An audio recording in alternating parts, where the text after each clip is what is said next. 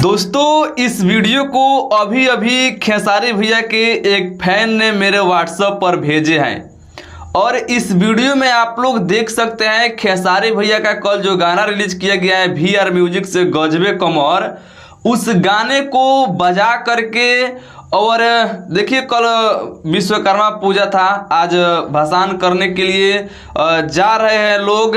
तो भाषण में खेसारी भैया का जो कल गाना रिलीज किया गया है गजबे कमर, उस गाने को बजा करके देखिए कितना ज़्यादा झूम रहे हैं, कितना मौज मस्तियाँ कर रहे हैं। तो खेसारी भैया के गजबे कमर गाने पर ये वीडियो देख करके आप सबको कैसा लगा, आप सब कमेंट बॉक्स में कमेंट करके जरूर बताइएगा। बाकी दोस्तों, अगर आप सब भी ऐसे ही वीडियो मेरे पास भेजना चाहते हैं खेसारी भैया के गाने पर, तो मेरे इंस्टा ID पर मैसेज करके वहाँ पर भेज दीजिएगा, मैं ज़रूर बनाऊंगा वीडियो उस पर।